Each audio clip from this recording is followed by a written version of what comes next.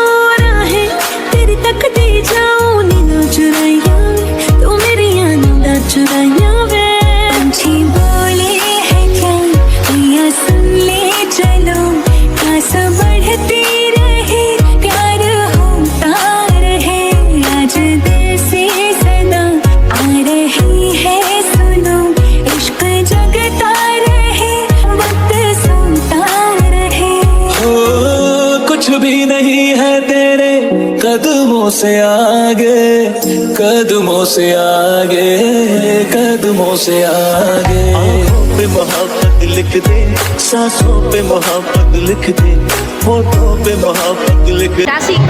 તાસીને જમવાનું જમે છે અત્યારે જો તાસીને જમવું છે ભૂખ લાગી ને તાસી તને તાસીને ભૂખ લાગી જો આ પ્લેટ એની કેક છે અને ગુલાબજાંબુ છે અહીંયા ભજીયા છે આવું બધું છે તાસીને જમવું છે તો કાઢોશી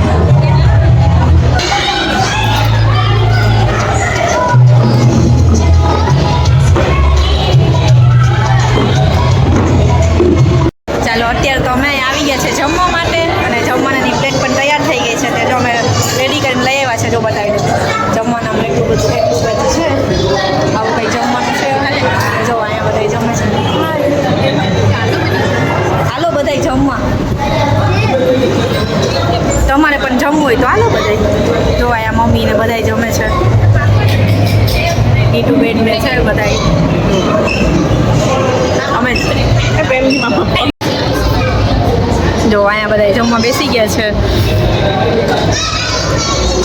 शहर में बीते सारे मौसम बाबू तेरे घर में अब चले पाओ मेरे पिया के शहर में अता पता नहीं मेरा अब तो है उड़ा उड़ा फिरता हूँ तब से मैं मिले बिन तुझे रह पाऊंगा खाली खाली दिन मेरे लगते थे रातें सारी उठ उठ जगते थे हरे दिल तुझे कह पाऊंगा।